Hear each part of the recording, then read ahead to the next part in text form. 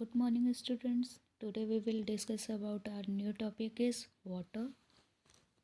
The page number is 160. Let's start. Fast moving water falling from great heights has tremendous energy. आप सभी ने देखा होगा dam में जब पानी है वो बहुत ऊंची हाइट से बहुत तेज़ वे में जब वो नीचे गिरता है तो एक प्रकार की एनर्जी प्रोड्यूस होती है. It can be use to generate hydel power और हाइड्रो इलेक्ट्रिसिटी. इसे हम जनरेट कर सकते हैं हाइडल पावर में या हाइड्रो इलेक्ट्रिसिटी में. Falling water is made to turn the blades of a turbine. जो ऊपर से पानी नीचे गिर रहा है उसे हम एज अ टर्बाइन, यानी टर्बाइन एक प्रकार के ब्लेड्स होते हैं, ब्लेड्स के रूप में उसमें एक जनरेटर को लगा देते हैं जिससे कि इलेक्ट्रिसिटी प्रोड्यूस की जा सकती है. This drives the generator to produce electricity. The water is then usually reused for irrigation. इस पानी को दोबारा से रीयूज्ड किया जा सकता है और इसको दोबारा से इलेक्ट्रिसिटी बनाने में यूज़ कर सकते हैं. Hydel power is preferred over thermal power as it is a renewable resources and it is a cheaper than fossil fuels. Hydel power जो होती है वो एज अ थर्मल पावर ही होती है और ये रिन्यूएबल रिसोर्सेज है और सबसे सस्ता सोर्स भी है. ये फॉसिल फ्यूल से भी सस्ता सोर्स है. It is also environment friendly और ये एनवायरनमेंट फ्रेंडली भी होता है.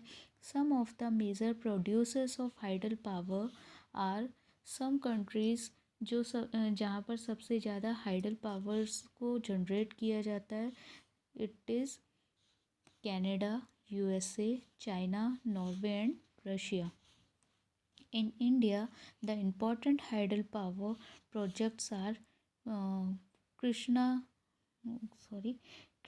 Raj Sagar कर्नाटक में, Nagarjuna Sagar and Srisailam in Andhra Pradesh, Mettur Tamil Nadu, Idukki and Sabarigiri in Kerala, Koyna Maharashtra, Hirakud Orissa, Bhakra Nangal in Punjab and रिहांडेस यूपी उत्तर प्रदेश. देखिए इस पिक्चर में हम समझ सकते हैं कि कैसे हाइडल पावर को जनरेट किया जाता है. यहाँ ऊपर से हाई प्रेशर में पानी को नीचे छोड़ा जाता है. ये एक जनरेटर पावर हाउस बना दिया गया है जिसमें एक जनरेटर लगाया गया है जिसके नीचे ये टरबाइंस हैं, ये ब्लेड्स हैं, इन्हें बोलते हैं turbines.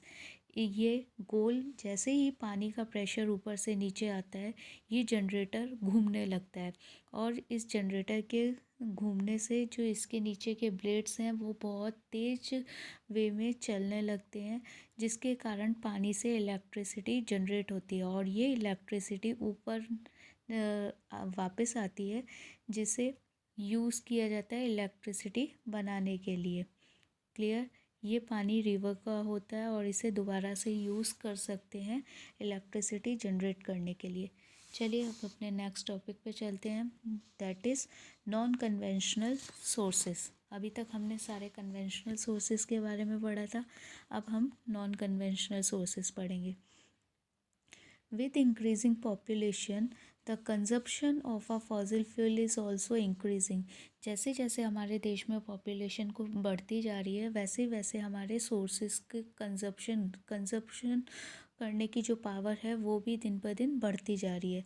The consumption of fossil fuels is also increasing. Fossil fuels की कंजप्शन खपत भी बढ़ती जा रही है and their reserves are getting डेप्लेटेड.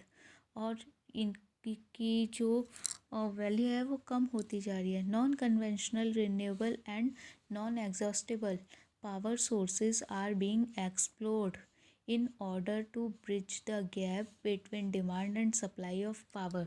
Non conventional resources जो हैं वो रिन्यूएबल होते हैं एंड नॉन एग्जॉस्टेबल होते हैं और किसी भी प्रकार से एनवायरनमेंट के लिए हानिकारक नहीं होते हैं. नॉन एग्जॉस्टेबल जो कभी भी ख़त्म नहीं होते हैं, ऐसी power sources are being explored. इनको हमें बढ़ाना होगा. In order to bridge the gap between, जिसके कारण जो हमारी डिमांड और सप्लाई है, जो हमारे रिसोर्सेज को यूज़ करने की डिमांड और जो उनकी वैल्यू है, जिनके कारण सप्लाई जो उनकी है वो कम है, इस गैप को हमें ख़त्म करना होगा। इसके लिए हमें हमारे सोर्सेज को एक्सप्लोर करना होगा। This sources are less polluting. ये नॉन कन्वेंशनल सोर्सेज जो होते हैं ये नॉन पॉल्यूटिंग होते हैं एंड एनवायरनमेंट फ्रेंडली, और एनवायरनमेंट फ्रेंडली होते हैं। They are non age energy of the future. इन्हें हम एनर्जी ऑफ द फ्यूचर के नाम से भी जान सकते हैं। नॉन कन्वेंशनल में सबसे पहला सोर्स आता है सोलर एनर्जी। सोलर एनर्जी आप सभी को पता है, सोलर एनर्जी का यूज़ क्या होता है, इनसे कैसे हम इलेक्ट्रिक जनरेट कर सकते हैं। ये हमारे घर की इलेक्ट्रिसिटी कम करने में भी हेल्प करती है। Energy derived from the sun is called solar energy. वो एनर्जी जो हमें सन की रेजिस के थ्रू मिलती है that is called solar energy. It is non exhaustible. ये कभी ख़त्म नहीं होने वाली एनर्जी है एंड नॉन पॉल्यूटिंग, और ना ही इससे किसी भी प्रकार का पॉल्यूशन होता है। Non polluting source of energy. It is widely available in tropical countries. ये हमारी ट्रॉपिकल कंट्रीज़ में काफ़ी ज़्यादा मात्रा में पाई जाती है। Which experience a lot of sunlight, जो सनलाइट की हेल्प से बनाई जाती है। Countries which experience a lot of sunlight. Solar cells also known as a photovoltaic cells. Solar cells को हम वोल्टेक सेल्स के नाम से भी जानते हैं। Cells are joined to formed. Solar cells में फोटोवोल्टेक सेल्स को जॉइन किया जाता है to form a solar panel, जिससे हम सोलर पैनल बना सकते हैं। Which convert solar energy into electricity, जो हमारे सोलर एनर्जी को इलेक्ट्रिसिटी प्रोड्यूस करने में, बनाने में हेल्प करती है।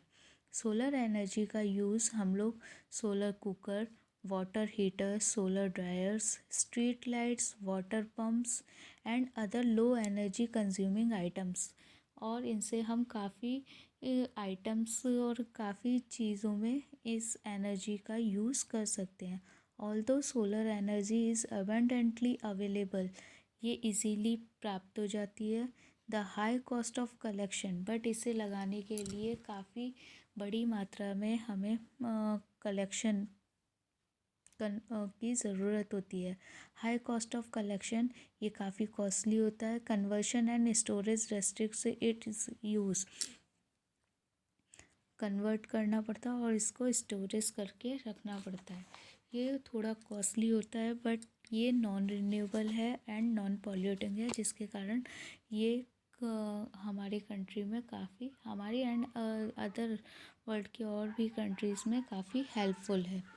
यहाँ पर आप इस पिक्चर में देख सकते हैं कैसे यहाँ पर सोलर पैनल्स को मिलाकर लगाया गया है, जिसके कारण सोलर एनर्जी जो इन पर पड़ती है उससे इलेक्ट्रिक जनरेट की जा सकती है। नेक्स्ट है wind energy. Wind is a free renewable sources. Wind renewable resources है of energy which is non polluting, ये भी नॉन पॉल्यूटिंग होती है। विंड भी फ्री रिन्यूएबल सोर्स है एनर्जी के लिए, और ये नॉन पॉल्यूटिंग होती है। High speed winds rotate windmills which are connected to generator that produce electricity. Same जैसे अभी हमने पढ़ा था वाटर में हाइड्रो पावर जनरेटर का, जिससे हम इलेक्ट्रिक को जनरेट कर सकते हैं। सेम एज विंड मिल का भी यही काम होता है। जब काफ़ी तेज़ हवा चलती है तो इन विंड मिल्स को जनरेटर के साथ में अटैच कर दिया जाता है, कनेक्ट कर दिया जाता है, जिससे इलेक्ट्रिसिटी को जनरेट किया जाता है, प्रोड्यूस किया जाता है। Wind farms having clusters of wind mills का, विंड फार्म्स में काफ़ी बड़ी बड़ी मात्रा में और बड़े बड़े क्लस्टर्स लगाए जाते हैं। Wind mills are developed in a coastal regions, ये कोस्टल रीजन्स और माउंटेन पासेस एरियाज़ में लगाए जाते हैं। वेयर स्ट्रॉन्ग विंड ब्लो, जहाँ पर सबसे तेज़ हवा चलती है या बहती है। That are found in Netherlands. World में सबसे ज़्यादा wind mills Netherlands, Germany, UK, USA, Denmark, China और इंडिया में भी लगाई गई है। यहाँ पिक्चर में हम देख सकते हैं ये किस प्रकार से विंड मिल्स बनाई गई हैं, और ये सब माउंटेन एरिया और रीजनल कोस्टल एरियाज़ में होती हैं, जहाँ पर सबसे ज़्यादा हवा चलती है, सबसे तेज़ हवा बहती है। ये जनरेटर के साथ अटैच करके कनेक्ट करके इसे इलेक्ट्रिसिटी प्रोड्यूस की जा सकती है। लास्ट है हमारा geothermal energy. Geothermal energy energy derived from the interior of the earth surface is called a geothermal energy. Geothermal energy वो एनर्जी होती है जिसे ज़मीन के अंदर के जो अंदर सरफेस एरिया होता है उससे प्राप्त की जाती है। इट इज़ रिन्यूएबल, ये भी रिन्यूएबल होती है, एंड नॉन पॉल्यूटिंग होती है। इससे किसी भी प्रकार से पॉल्यूशन क्रिएट नहीं होता है। The temperature deep inside the earth is very high. जब हम देखते हैं कि ज़मीन के नीचे बहुत गहरा करने के बाद जो एरिया होता है वहाँ का टेम्परेचर बहुत हाई होता है, बहुत गर्म होता है। At time the surface water penetrates into the crust, और जो वहाँ का पानी होता है, सरफेस वाटर जो उस ज़मीन के अंदर का पानी होता है, वो क्रस्ट में कन्वर्ट होता है, चला जाता है, पेनेट्रेट्स प्रवेश कर जाता है। Where it turns into a steam, बहुत तेज हाई टेम्परेचर होने के कारण ये पानी स्टीम में कन्वर्ट हो जाता है। Where it turns into a steam due to intense heat, उनकी जो टेम्परेचर होता है, हाई हीट्स होती है, उसके कारण वहाँ का पानी आपके स्टीम में कन्वर्ट हो जाता है। This steam comes out in the form of a hot springs और गीज़र्स। ये स्टीम्स जितनी भी है, ये स्टीम्स ऐसे अब बाहर जब ज़मीन के बाहर आती है, comes out from a hot springs, ये हॉट स्प्रिंग्स और गीज़र के रूप में बाहर आती है। Magma also contains water. Magma जो है ज़मीन के अंदर, वो भी पानी के इकट्ठा करके जो स्टीम बनती है उससे बाहर निकलता है, which is realized in form of steam. Steams के रूप में बाहर आता है, स्टीम से बनता है।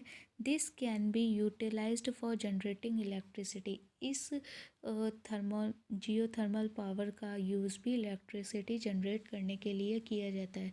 वर्ल्ड में सबसे ज़्यादा जियोथर्मल पावर और energy USA, New Zealand, Iceland, Philippines and central America produce geothermal energy. India में सबसे ज़्यादा जियोथर्मल प्लांट्स आर लोकेटेड, सबसे ज़्यादा लगाए जाते हैं near hot water spring in Manikaran in Himachal Pradesh and Puga valley in Ladakh. सबसे ज़्यादा हिमाचल प्रदेश में मणिकर्णन में लगाए गए हैं और लद्दाख में पूगा वैली में लगाए गए हैं। यहाँ पिक्चर में हम देख सकते हैं किस प्रकार से जियोथर्मल पावर स्टेशन बनाया गया है।